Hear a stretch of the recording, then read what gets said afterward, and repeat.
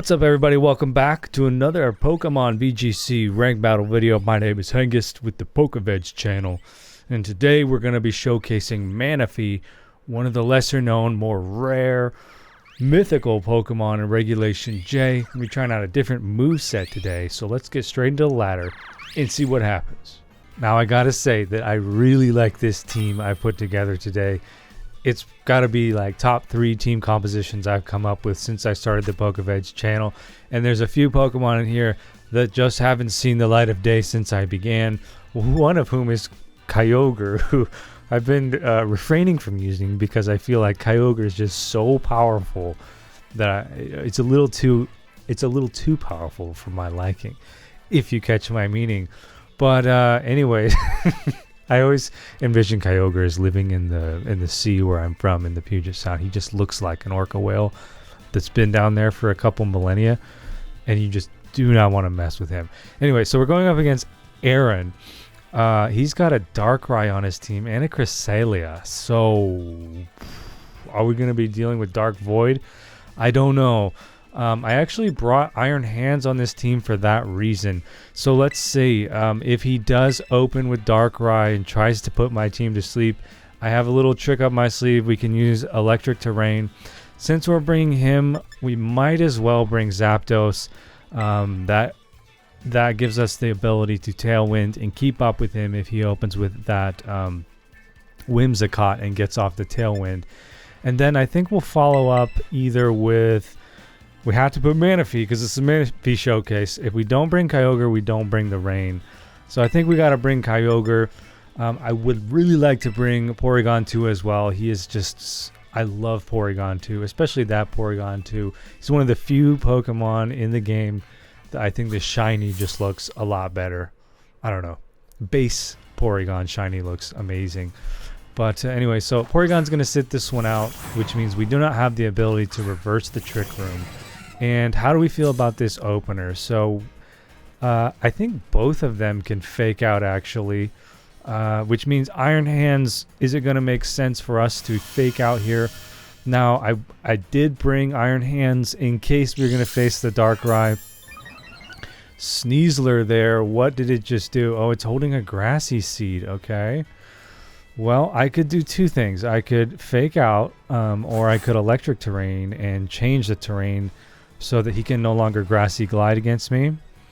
And I can also get off a Tailwind. So I think Rillaboom is probably going to go for a fake out, but if he doesn't, I'll just fake him out, and then I'll go for the Tailwind here. Now, Sneasler, it is possible that Sneasler has like an Ice attack here, but probably not. Alright, so he did go for the fake out, and he beat me to the punch, which means my fake out does nothing. It would have been much better for me to use Electric Terrain right there. But that's okay. You know, it's not like we got totally smashed on the first turn. The Zapdos is pretty tanky, and he's got leftovers, so that is nice. Also, his Grassy Terrain is going to be healing my Iron Hands. Now, Iron Hands is a Pokemon I haven't used a lot, but he's a lot of fun, so hopefully he pays off and he earns his spot on this team. So let's go once again for that Tailwind, and then maybe we bring in Kyogre afterward and see if we can't get off some 100% accuracy Hurricanes right there. Okay, a taunt. We don't really care about that because we're not actually attacking this turn. Oh! He can block the Tailwind, though. Totally spaced out on that one. Ooh, so that Wood Hammer really hurts. He's not holding Life Orb. He's just taking a lot of recoil damage right there. So we will not be getting off Tailwind here, unfortunately, because that darn Sneasler taunted us and ruined our Zapdos' turn. So that was a pretty tough one for us. I wish we used that Electric Terrain on the last turn so we could sponge a little bit more of that Wood Hammer damage. I think I'm going to have to swap this Iron Hands out. Otherwise, he's probably going to get KO'd. He doesn't have Protect. So, not feeling too good about this right now with the Iron Hands pick. So I think we swap him out. And then we go for a Hurricane on Rillaboom. If he stays in, he's going to be in trouble. Now, I'm a little bit worried because I don't want Kyogre to get smashed. But I think he's going to be okay. Especially if we get off this Hurricane on this turn. So let's see what happens. The Sneasler is being a pain in my neck, as you might expect. But if we take out Iron Hands right now, then at least we can use him again for another fake out later in this match. Now also that electric terrain is a nice setup for Zapdos, who has Thunder, which is going to get 100% accuracy in this rain. And I don't think the opponent can actually change the weather right now. So hopefully we don't get wood hammered right now on Kyogre, because that could be really disastrous for us. Okay, he does not move before Zapdos, and that Rillaboom is going to go down. So we got off a nice Paralyze on the Sneasler. That's really going to nerf his speed. He's a very fast Pokemon, but he just got his speed cut in half by Zapdos' static body. Very nice ability, especially with such a high defense Pokemon like Zapdos. Zapdos is very much earning his keep on this team. I really like Zapdos in Generation 9. He's a little bit underrated, I would say. Are we going to see a Trick Room here? I guess it wouldn't be a bad choice for him, considering the Sneasler just got paralyzed. So what should we do here with Kyogre? The Rillaboom's out of the picture, so we're not too concerned about him taking a lot of damage. I think we can go for a Calm Mind, or we can just go for an Origin Pulse and potentially KO Sneasler. Are we feeling lucky? Yeah, let's go. Let's go for the Origin Pulse with that 80% or 85% accuracy. And could we go Terra Electric on Zapdos with a Thunder, or should we go for a Roost? I don't know. I'm asking myself too many questions. Let's just go for a Hurricane and see. Oh, was he gonna move first anyways, even though he's paralyzed? Whoa, he's fast. Okay, that's a one-hit KO. Very nice. Zapdos is hard carrying this team right now. Will the Origin Pulse go off on Cresselia single target? No, it misses. See, this is why nobody likes to bring Origin Pulse. Or at least I don't like to bring Origin Pulse. Okay, so the fact that this Cresselia just used Gravity makes me feel like he does have the Darkrai in the wings, because he's... I mean, why else use Gravity with a Darkrai on your team? Is he going to come in and try to Dark Void me? I don't know. He would be kind of foolish to do that, because I do have the electric terrain up. Now, we have to be very careful that we don't let that electric terrain expire. So we have 2 more turns of it, which means after this turn, we have got to bring back in Mr. Iron Hands and reset that electric terrain. Or we could just nuke the Darkrai right now. I wonder what he would do if I double targeted him. He could, of course, protect, which would be very sad. So as insurance, let's go for the Origin Pulse instead. And then we'll go ahead and Thunder the Darkrai, see what happens here. Now we're going to get a little bit extra damage from the electric terrain, right? Does Zapdos get the benefit from electric terrain, because even though he's flying? I don't know. So I think my opponent realizes that he can't use Dark Void. This looks like a sweeper spec Darkrai. He's holding Life Orb, and that is a disgusting crit. Oh my goodness, Zapdos is absolutely obliterating this team. Okay, thankfully Origin Pulse did not miss twice in a row. Thank you, Kyogre. And he went for a heal. This is GG. Yeah, Cresselia is not excuse me. Cresselia is not really effective as a solo combatant. Totally a support. Really, that's her reason for existence. So that did not go well for Aaron at all. We did not lose a Pokemon. We hardly got hit. So yeah, let's go ahead and do another one. I think it wasn't so one-sided a match that we're not going to post it. Okay, so we're going up against Ronnie. Ronnie is definitely using a Trick Room team here. He's got multiple Trick Room users. I think 3. Yeah, and he's got Ursaluna. I mean, come on. This is just so obviously a Trick Room. He's not even trying to hide the fact. So we don't actually need Tailwind, because we're going to outspeed this team anyway, as long as it's not under Trick Room. So really, we just need to bring Porygon, and we need to make sure that Porygon stays alive. Now, what is he going to open with? Probably Lunala. So I think what I do is I set up with Manaphy because he's going to be trying to set up that Trick Room. And then if I can just kind of foresee the Trick Room, then I can just reverse it with Porygon. You know, I don't have Imprison or Taunt or Encore on this team. So we're just going to let him get it off, and then we're going to try to predict it and reverse it with Porygon. And then we'll follow up with Kyogre, and then as a sweeper, we don't need to bring Barraskewda because the team is super slow. So we could either bring Iron Hands or Zapdos. I'm really feeling the Zapdos lately, so let's bring him and see if he can carry our match once again. Alright, we got that Tron Legacy look going on here. Okay, so he just opened Hatterene and Lunala. Neither of which is a big threat to my team comp right here. One of the things I really worry about with Porygon is somebody knocking off his Eviolite. It really kind of ruins the spec. But I feel pretty confident about tanking these guys. Now the question is, does he open with Trick Room or does he wait and try to get it off afterward? Maybe we try attack Hatterene and just hopefully get lucky with a with the status effect, and then we'll go with a Tail Glow. This might be a match where we go for 2 Tail Glows on Manaphy, because I feel confident that she can tank what I'm looking at right now. Meteor Beam, okay, rock damage, boosts her special attack. Doesn't have the Power Herb, it almost certainly does. So he's going to be hitting one of my Pokemon really hard with Meteor Beam. Hopefully it's Porygon. Oh! He totally avoided that. What? I think Meteor Beam is a 90% accuracy. That really sucks for him. Okay, so he definitely got that a special attack boost though. Now Trick Room went off, but actually the Lunala was just faster than my Porygon. So maybe I just don't even reverse it until he brings in a different Pokemon.